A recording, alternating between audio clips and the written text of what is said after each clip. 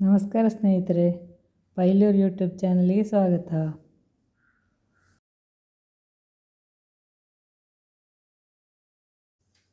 ಇವತ್ತೊಂದು ನಾವು ಭಾಳ ರುಚಿಕರವಾದ ಒಂದು ದೋಸೆ ಮಾಡುವ. ಇದಕ್ಕೆ ಏನೆಲ್ಲ ಬೇಕು ಅಂತ ಹೇಳ್ತೇನೆ. 1 ಕಪ್ಪು ಕಾಯಿ ತುರಿ, ಮತ್ತು ಹುಣಸೆ ಹುಳಿ ನೋಡಿ ಇಷ್ಟು, 1 ಬೀಜದ ಆಗುವಷ್ಟು, ಮತ್ತು 3 ಬ್ಯಾಡಗಿ ಮೆಣಸು, ರುಚಿಗೆ ತಕ್ಕಷ್ಟು ಉಪ್ಪು, ಹಸಿಮೆಣಸು, ಬೇವಿನ ಸೊಪ್ಪು 2 ಕಣೆ, ಅರ್ಧ ಸ್ಪೂನು ಅರಿಶಿನ ಪುಡಿ, 2 ನೀರುಳ್ಳಿ. ಈಗ ಇದನ್ನು ಹೇಗೆ ಮಾಡೋದು ಅಂತ ನೋಡುವ. ಹೀಗೆ ಹಸಿಮೆಣಸು, ಕರಿಬೇವಿನ ಸೊಪ್ಪು, ನೀರುಳ್ಳಿಯನ್ನು ಸಣ್ಣಕ್ಕೆ ಕಟ್ ಮಾಡಿಕೊಳ್ಳುವ. ಈಗ ನೀರುಳ್ಳಿಯನ್ನು ಸಣ್ಣಕ್ಕೆ ಕಟ್ ಮಾಡಿಕೊಂಡಾಯಿತು, ಮತ್ತು ಕರಿಬೇವಿನ ಸೊಪ್ಪು ಮತ್ತು ಹಸಿಮೆಣಸನ್ನು ಕೂಡ ಕಟ್ ಮಾಡಿ ಆಯಿತು. ಇನ್ನು ಇದಕ್ಕೆ 2 ಆಲೂಗಡ್ಡೆ ತಗೊಂಡಿದ್ದೇನೆ ನೋಡಿ, ಇಷ್ಟಿಷ್ಟು ದೊಡ್ಡದು. ಈಗ ಇದನ್ನು ತುರ್ಕೊಳ್ಳುವ, ತುರಿಮಣೆಯಲ್ಲಿ ತುರಿದುಕೊಳ್ಳುವ.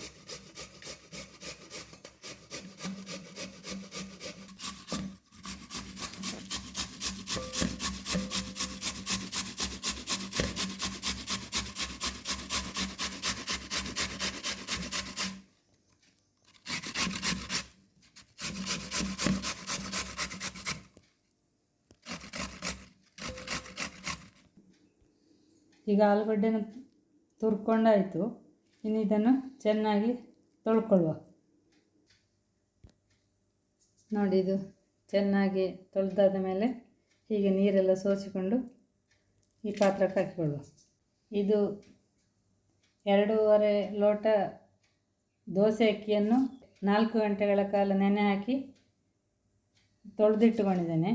ಈಗ ನೋಡಿ, ಇದು ಚೆನ್ನಾಗಿ ನೆನೆದಿದೆ. ಅಕ್ಕಿಯನ್ನು ಮಿಕ್ಸಿ ಜಾರಿಗೆ ಹಾಕಿಕೊಳ್ಳುವ.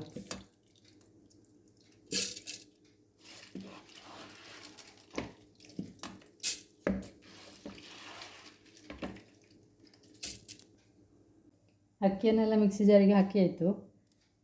ಆಮೇಲೆ ಅಕ್ಕಿ ಮುಳುಗುವಷ್ಟು ನೀರು ಹಾಕಿಕೊಳ್ಳುವ. ಇನ್ನು ಇದಕ್ಕೆ ಈ ಹುಣಸೆ ಹುಳಿ, ಮೆಣಸು, ಉಪ್ಪು ಮತ್ತು ತೆಂಗಿನ ತುರಿ, ಅರಿಶಿನ ಪುಡಿ ಎಲ್ಲ ಹಾಕಿಕೊಳ್ಳುವ.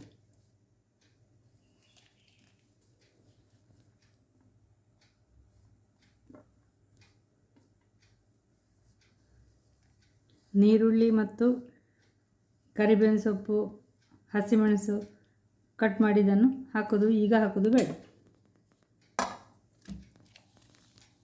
ಇದನ್ನೀಗ ನುಣ್ಣಗೆ ರುಬ್ಬಿಕೊಂಡು ಬರುವ.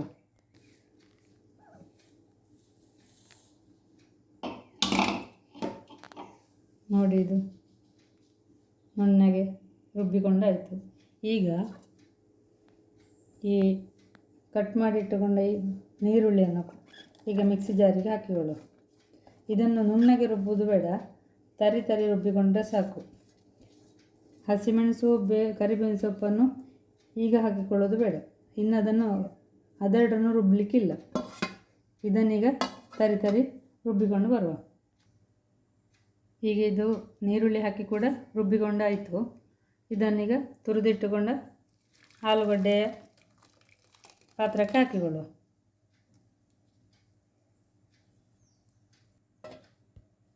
ಇದನ್ನು ಕೂಡ ಅದಕ್ಕೆ ಹಾಕಿಕೊಳ್ಳು.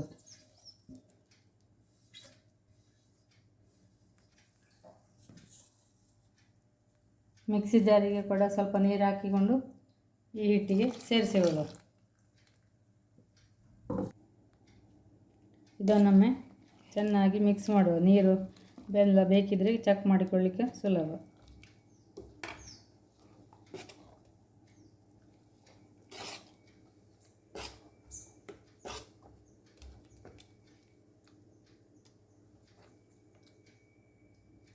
ನೋಡಿ, ಈ ರೀತಿ ಆಯಿತು.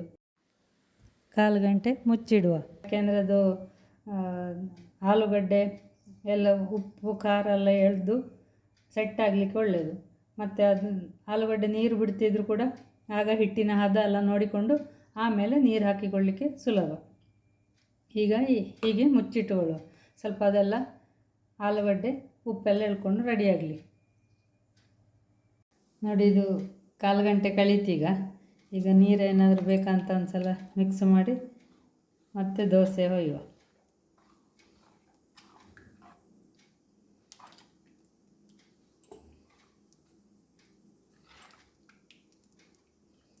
ಸಾಕು, ಇದು ನೀರೆಲ್ಲ ಕರೆಕ್ಟ್ ಉಂಟು. ಇನ್ನು ದೋಸೆ ಹೊಯ್ಯುವ.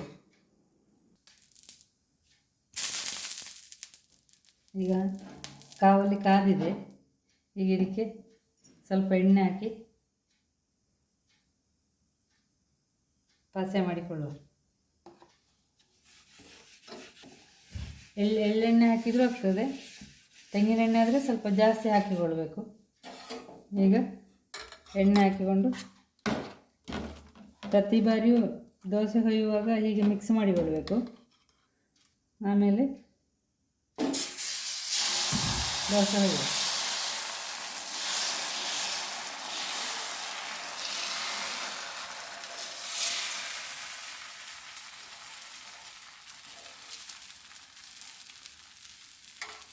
ಈಗ ಒಂದು ಮುಚ್ಚಳ ಮುಚ್ಚುವ. ಈಗ ಸಣ್ಣದು ಮಾಡಿಕೊಳ್ಳುವ.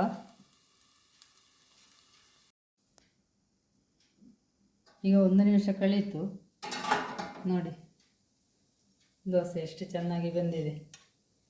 ಇದನ್ನೀಗ ಸ್ವಲ್ಪ ಮೇಲೆಗೆ ಎಣ್ಣೆ ಹಾಕಿ, ಎಣ್ಣೆ ಅಥವಾ ತುಪ್ಪ ನಿಮಗೆ ಯಾವುದು ಇಷ್ಟವೋ ಅದು ಹಾಕಿ ತಿರುವಿ ಹಾಕಿಕೊಳ್ಳುವ.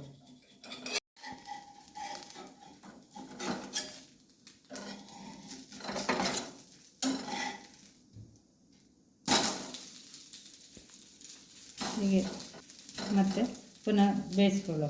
ಈಗ ಉರಿ ದೊಡ್ಡದಿರಲಿ. ಈಗ ದೋಸೆ ತೆಗೆಯುವ.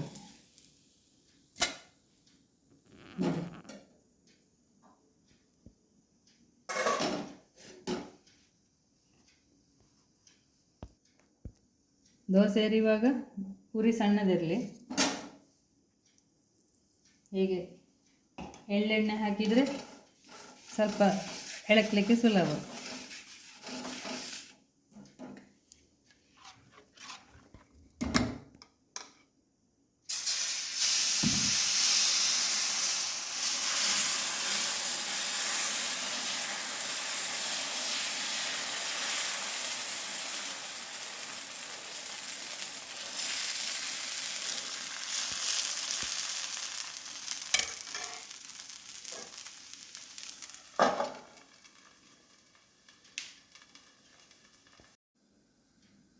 ಉರಿ ದೊಡ್ಡದು ಮಾಡಿಕೊಂಡು ಮುಚ್ಚಳ ತೆಗೆಯುವ. ಇದಕ್ಕೆ ಮೇಲಿಂದ ಹೀಗೆ ಎಣ್ಣೆ ಹಾಕಿಕೊಂಡು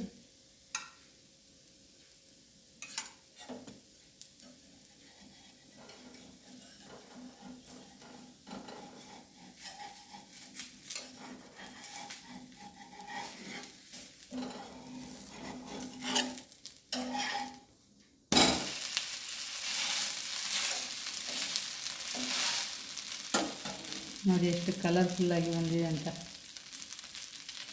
ಪರಿಮಳವು ರುಚಿಯು ಭಾಳ ಚೆನ್ನಾಗಿರ್ತದೆ. ನೀವು ಒಮ್ಮೆ ಟ್ರೈ ಮಾಡಿ.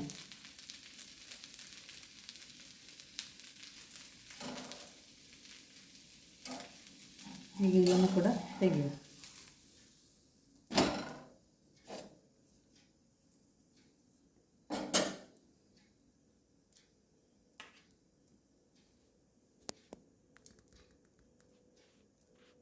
ವಿಡಿಯೋ ನೋಡಿದ್ದಕ್ಕಾಗಿ ಧನ್ಯವಾದಗಳು.